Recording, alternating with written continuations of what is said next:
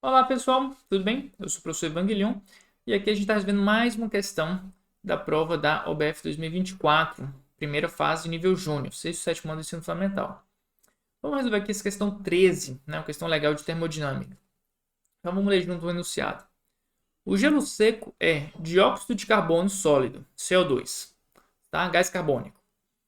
Quando pedras de gelo seco são colocadas em um balde com água à temperatura ambiente, elas afundam, tá? Então, o primeiro dado interessante é esse aqui. Elas afundam. Isso aqui vai ser importante. E o gelo seco se transforma diretamente em gás, tá? Então, isso aqui é outra coisa interessante, tá? Então, diretamente em gás, gelo seco é sólido. Perfeito? Produzindo bolhas de CO2 em abundância, tá? Que emergem rapidamente, dando a falsa impressão. Olha, ele foi bem legal aqui, dando a falsa impressão que a água está fervendo. Ou seja, você coloca lá gelo seco, uma pedrinha de gelo seco, né, gás carbônico sólido.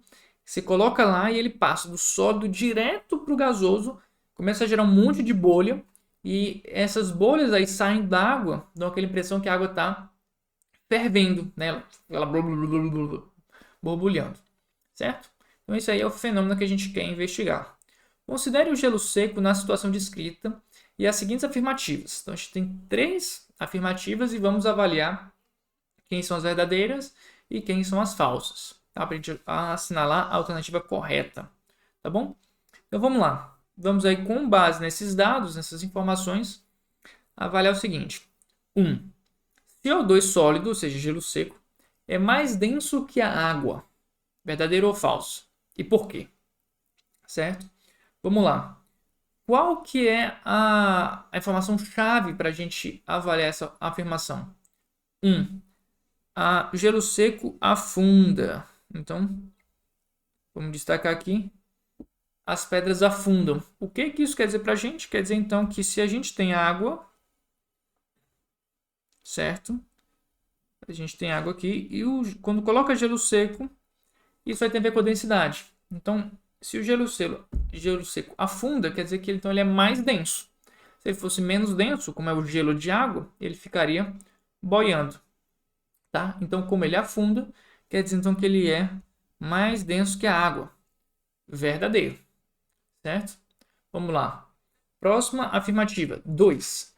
O gelo seco em contato com a água está sublimando. Então, aí você precisa agora dominar essas passagens, essas transformações de estados físicos. Tá? Então, o que é a sublimação? Tá? Essa coisa sublime, né? O que isso quer dizer? Sublimação é a passagem do estado sólido direto para o estado gasoso.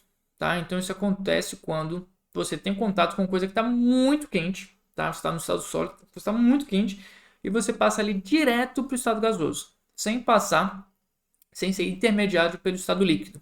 Tá? Então, você não derrete, você não entra em fusão, depois em vaporização. Você passa direto para o estado gasoso através da sublimação.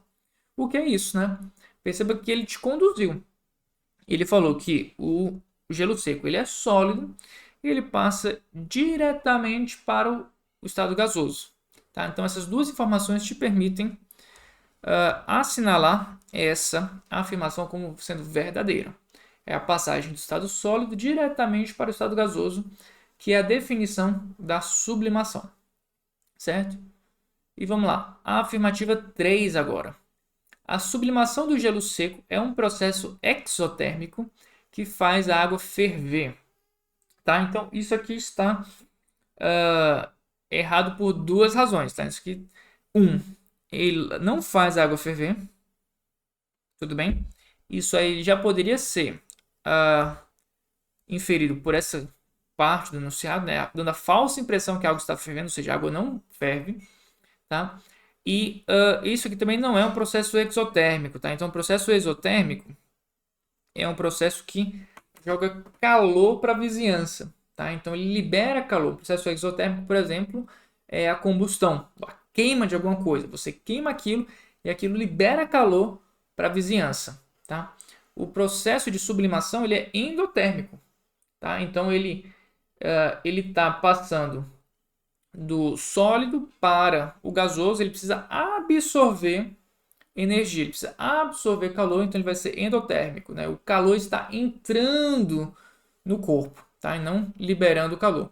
Então isso aqui é falso e nós ficamos então com apenas as afirmativas 1 e 2 são verdadeiras. Então a gente marca aqui essa alternativa D, ok? Então 1 e 2 são verdadeiras e a 3 está duplamente errada, tá? Então uma questão bem interessante, né, para a gente olhar esse fenômeno, entender, imaginar, tá? E avaliar aí o que é certo e o que é errado a respeito dele, ok? Então, muito obrigado pela sua atenção e te aguardo aí no próximo vídeo para a gente resolver agora a questão 14. Até lá!